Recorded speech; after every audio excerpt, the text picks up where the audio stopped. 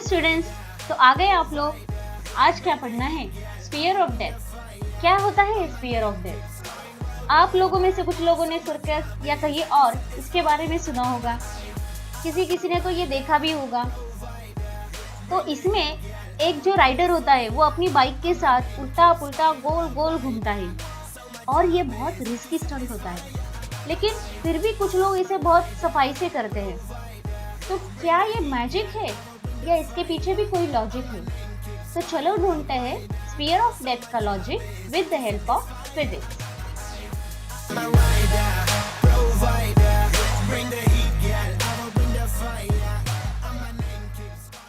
तो यहाँ पे देखिए, ये जो बाइकर है यहाँ पे ऐसे घूम रहा है, राइट।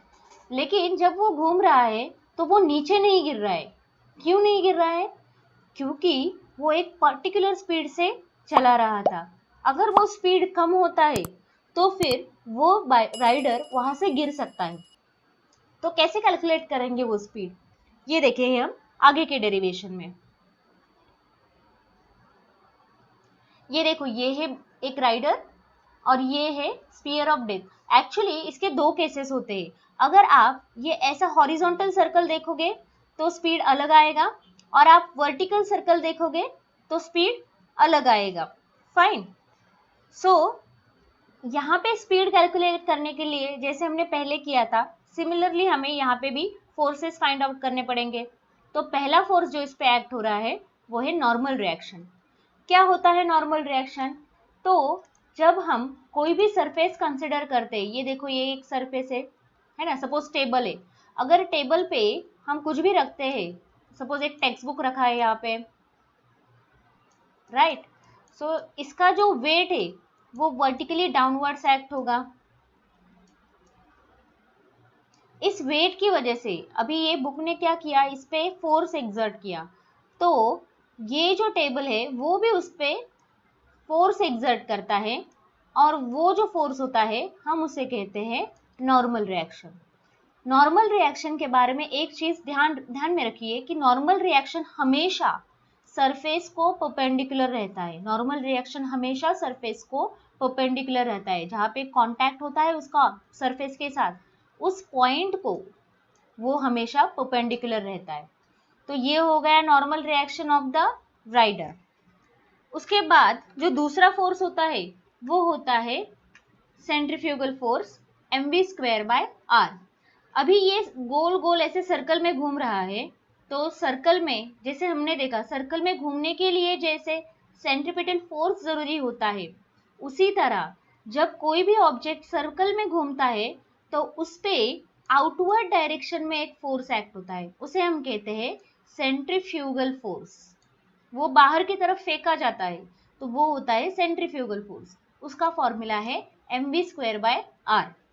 दोनों का फॉर्मूला सेंट्रीपिटल और सेंट्रीफ्यूगल का सेम रहता है, सिर्फ डायरेक्शन अलग अलग होती है। जो तीसरा फोर्स है वो obviously weight of the rider. तो यहाँ पे वेट कितना है इसका? mg। m उसका मास होगा और g होगा एक्सेलरेशन ड्यू टू ग्रेविटी। और नेक्स्ट जो फोर्स है हमारा वो है फोर्स ऑफ फ्रिक्शन fs, जो हम लिख सकते हैं μn। तो अभी आप लोगों को लग रहा होगा कि फोर्स ऑफ फ्रिक्शन ये ऐसे अपवर्ड डायरेक्शन में ऐसे कैसे एक्ट हो सकता है, राइट। आप लोग सोचोगे जिस डायरेक्शन में वो मूव हो रहा है, सपोज ऐसे जा रहा है तो फोर्स ऑफ फ्रिक्शन तो इसी डायरेक्शन में। ये अगर ऐसे जा रहा है ऑब्जेक्ट, सपोज यहाँ पे ये ऑब्जेक्ट ऐसे जा रहा है तो फोर्स ऑफ फ्रिक्शन उसके अपोजिट होना चाहिए। तो ये ऊपर की तरफ कैसे आया फोर्स ऑफ फ्रिक्शन? तो मैं आपको बताती हूँ। इमेजिन करो कि अगर इसको पर्टिकुलर वेलोसिटी नहीं मिली, या तो वो ये सेंट्रीफ्यूगल फोर्स को बैलेंस नहीं कर पाया, तो उस दौरान क्या हो सकता है, वो उसका फोर्स बैलेंस ना होने की वजह से नीचे की तरफ मूव करेगा, राइट। सो अगर वो नीचे की तरफ मूव कर रहा है तो ऑब्वियसली फोर्स ऑफ फ्रिक्शन क्या होगा? अपवर्ड डायरेक्शन में। अगर ये सरफेस हम बहुत ही स्मूथ लेते हैं, राइट, बहुत स्मूथ लेते हैं, तो क्या हो सकता है, फ्रिक्शन बहुत कम हो जाएगा और फिर यहां से वो आराम से फिसल सकता है। Are you getting? सो इसीलिए ये फोर्स ऑफ फ्रिक्शन का डायरेक्शन होगा। तो अभी आगे हम जाके देखने वाले हैं कि ये सारे फोर्सेस मिला के हमें वेलोसिटी कैसे मिलती है। फाइन, तो देखिए यहाँ पे फ्रिक्शन को किसने बैलेंस किया है, वेट ने बैलेंस किया है। ये जो राइडर है ना तो ये ऊपर मूव हो रहा है ना तो नीचे, मतलब फ्रिक्शन को वेट ने बैलेंस किया है। तो हम लिख सकते हैं फ्रिक्शन का फॉर्मूला होता है mu into n is equal to M g. M g weight होता है, म्यू होता है कोएफिशिएंट ऑफ फ्रिक्शन और एन होता है नॉर्मल रिएक्शन। ये आपने क्लास 11th में पढ़ा था। उसके बाद अगर हम ये हॉरिजॉन्टल फोर्सेस देखें तो normal reaction is balanced by the centrifugal force. ये दोनों एक दूसरे को बैलेंस कर रहे हैं, तो दोनों इक्वल लेंगे हम। n is equal to m we square by r. तो चलो ये n की वैल्यू हम यहाँ पे सब्स्टिट्यूट करते हैं, तो हमें मिलेगा म्यू, n की जगह पे लिया हमने M we square by R is equal to M G.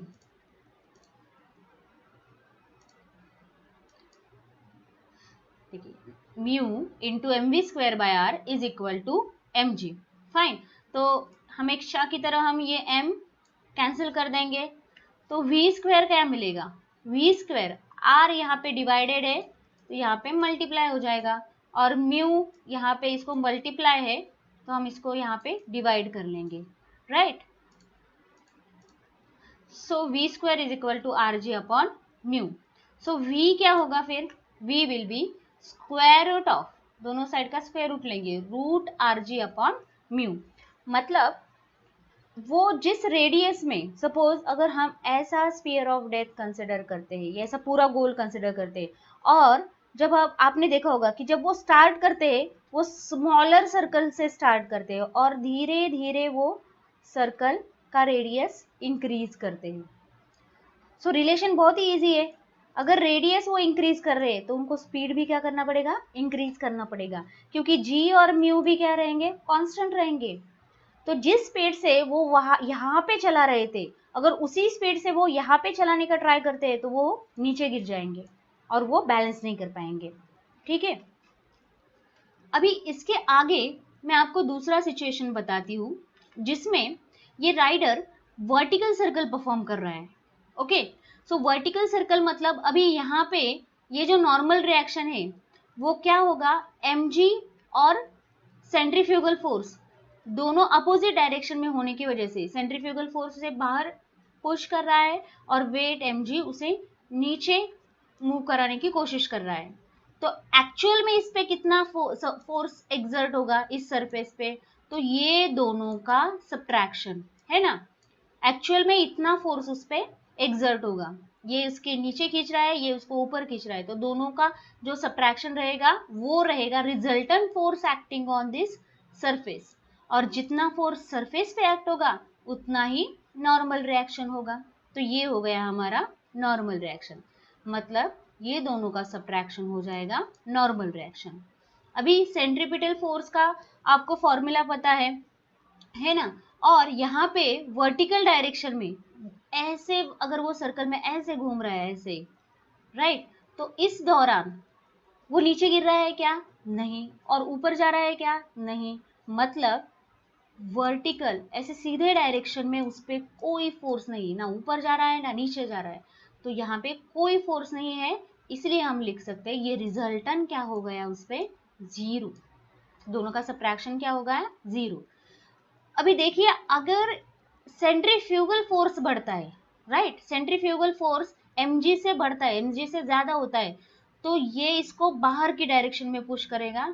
अगर ये बहुत हम क्या कह सकते हैं डेलिकेट होगा तो ये इसको तोड़ के बाहर आ जाएगा, है ना।